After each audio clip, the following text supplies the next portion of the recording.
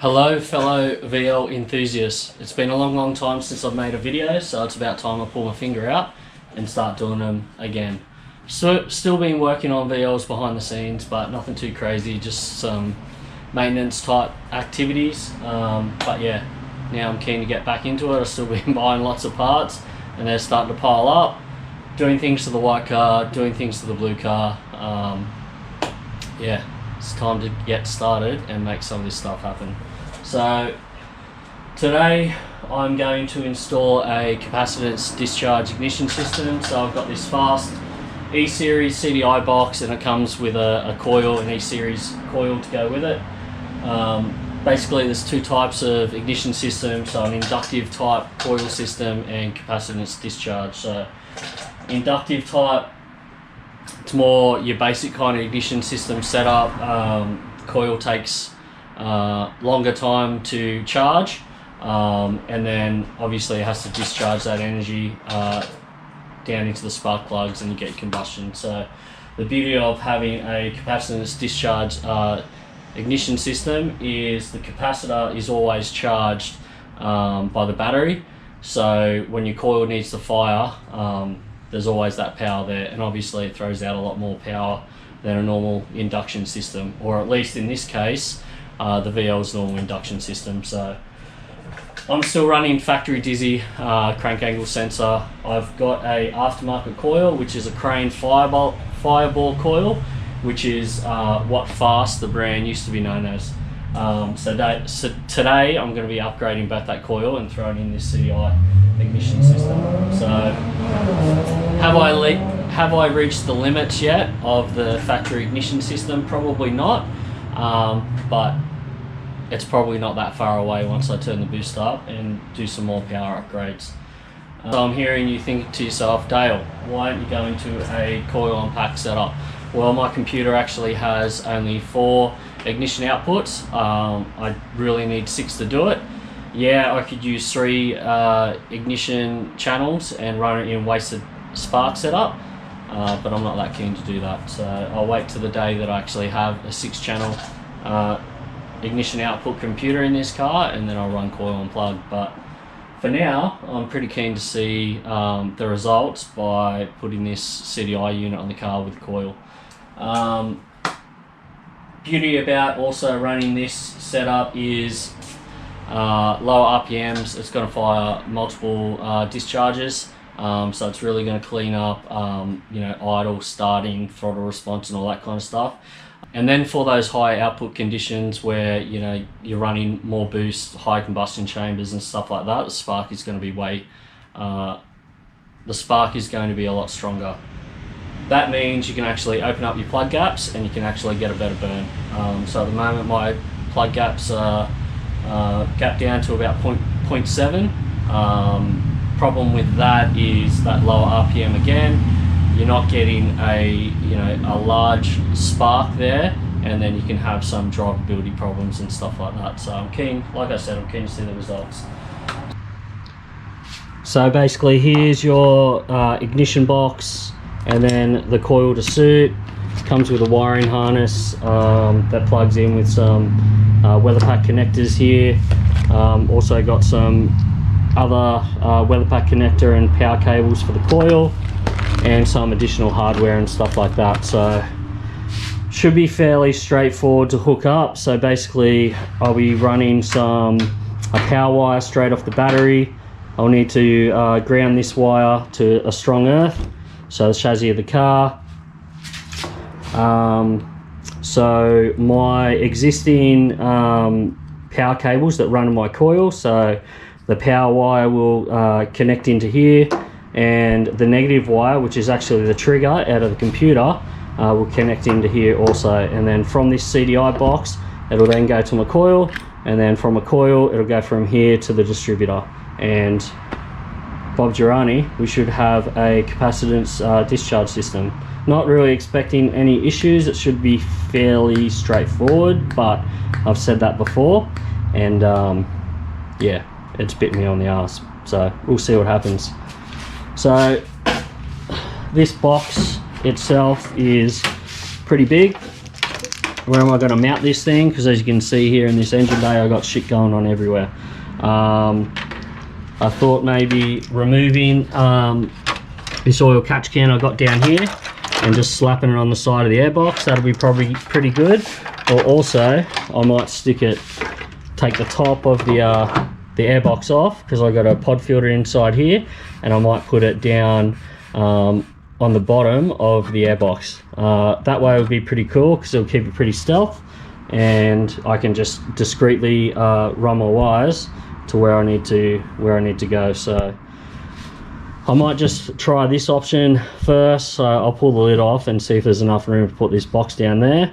I also want to make sure that I've got access to some of these Rev Limiter controls. Although my computer has a soft Rev Limiter, or soft cut and a hard cut, having this Rev Limiter in this box, I could set it up kind of like a two-step, where I have it on a button, and then I can rev it up to a preset RPM through the ignition box, and then pop the button and just dump the clutch, and away we go, making turbo noises. So that would be pretty cool. Let's pull this thing off and see if there's enough room underneath. Yeah, so it kind of fits in there, but I won't be able to access the Rev Limiter and all those kind of things, so I reckon that's a no-go. So our next best option, I think, will be on the side here. There's plenty of room.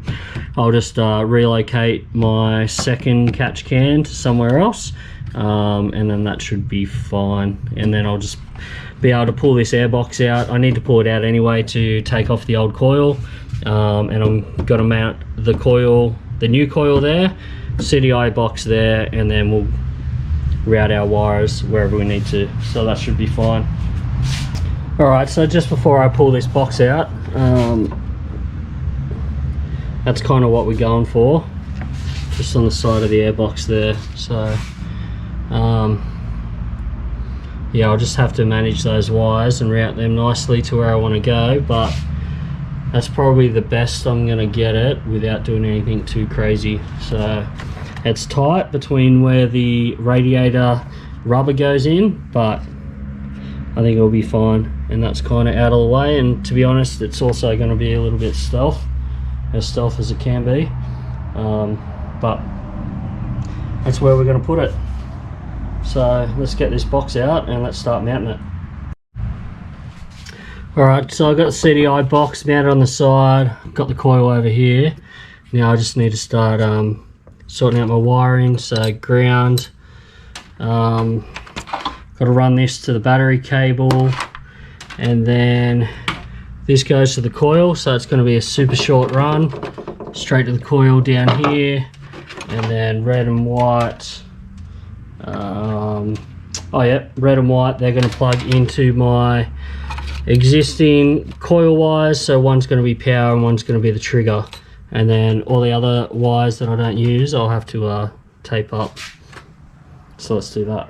Alright, so I've made a lot of connections, made a lot of like little earths for everything that need to be earthed, connected up some wires, extended some to the battery, all that kind of stuff. So now I'm just going to hook everything up and yeah, see if it works.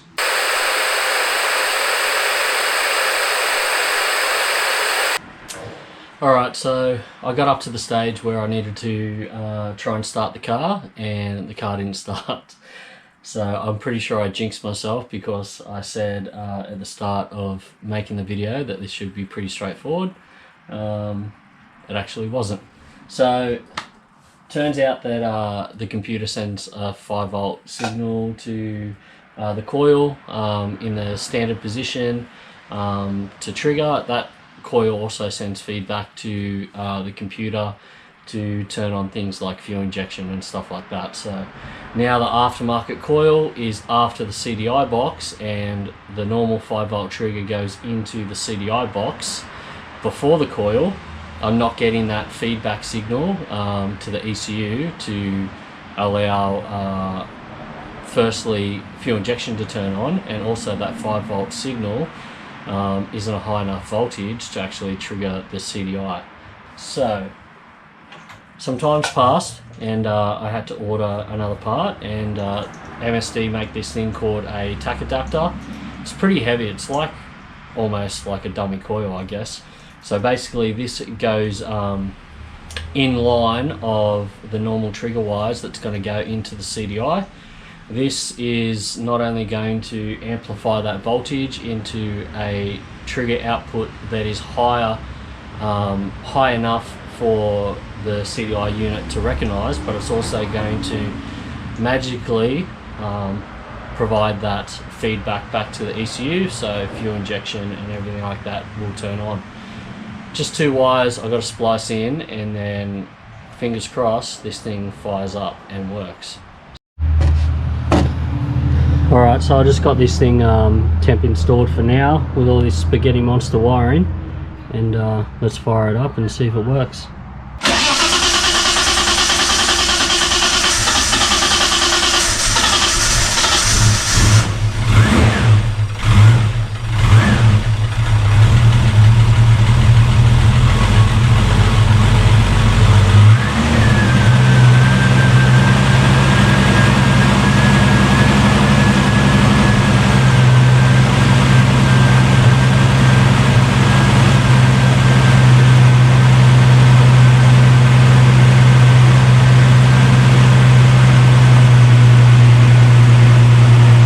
Alright, so it was a little hard to start, but it started up, so it's obviously getting the trigger pulse and the fuel injection primed and everything like that, so it's great.